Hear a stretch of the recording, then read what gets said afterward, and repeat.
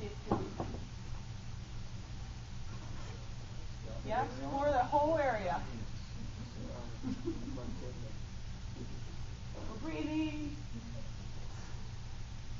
As we go and do this, you might notice heart rate's going to elevate, it's going to get warm, we're increasing blood flow to the muscles. You might have to run to the restroom because it's essentially like tissue work or massage work. So any type of retention there is going to help move fluids through our body. How long 20 to 30 seconds, hang out. Yep, you can hang out longer if you want. But we're looking for 2 hot spots, 1 to 2 hot spots, holding for 20 to 30 seconds. So we're going to spend about a minute on each leg. Obviously, this is going to take us a long time today because we're explaining a lot of things, but ideally you would pick 2 or 3 of the spots based on your movement assessment that are clients' compensations, and those would be the only areas you focus on.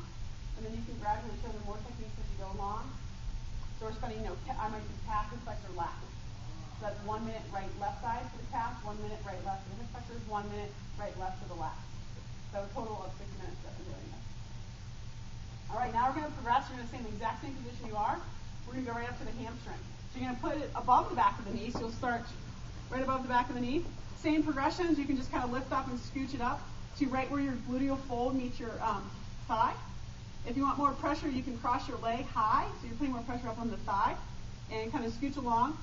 Play around the same way. Externally rotate and internally rotate the leg. Usually when you get right up to the gluteal fold, you're going to really feel some stuff up there higher on the leg. Usually the hamstring's a denser object, so it doesn't feel like to you. But this is where you can really use like a softball or a really small med ball to really get into those spots. Some of you might be feeling some stuff, maybe not. Feel okay. This is a great technique for your clients who feel like they have tight hamstrings, but you know they're not tight, they're overstretched. This is going to help calm those areas down.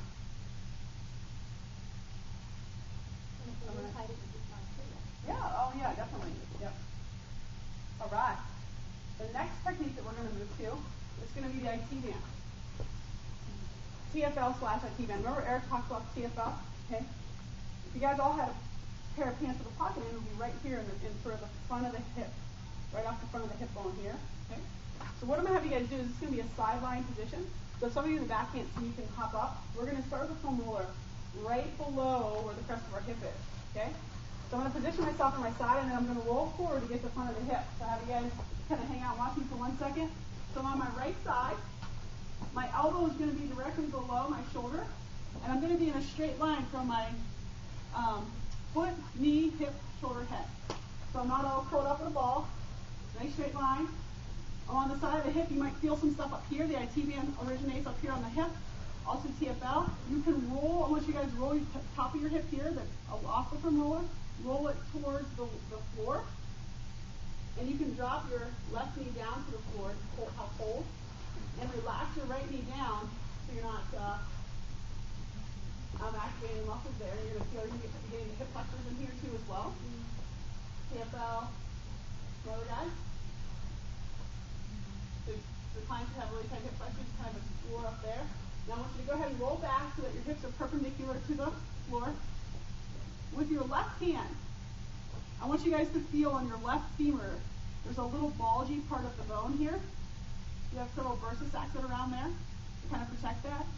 So I don't want you to roll over that bony part of the femur that's there. So go ahead and just lift your hips up and slide over that and start at the very high thigh for the IT band. And we're just going to slowly, gently scooch down the roller down the outside of the thigh to right above the patella and the kneecap. Now, to get this more, explore the area a lot, you can roll your pelvis forward to get more of a lateral quad, which attaches into the IT band where you're probably going to do a lot of stuff. And roll back, get more of the outside of the lateral part of the hamstring. Just kind of explore that area, move really, really slow. Find those hot spots. This is going to be one of the more tender areas. If you want to add more pressure, you can put the top leg on top. So you're laying with both legs on top of each other here for more pressure. For clients that are quite large, can be really difficult for them. Yep, with really large obese clients, you're probably not even going to be able to get down onto the floor. Right. So we're probably not going to implement this with them right off the bat. But once you start feeling the core stability and they can maneuver a little bit better, then you can start to implement these techniques. You might need to use a harder object with them as well. There's no for like the LX, the elderly clients. Go ahead and roll out the IT bag, guys, while I answer some questions.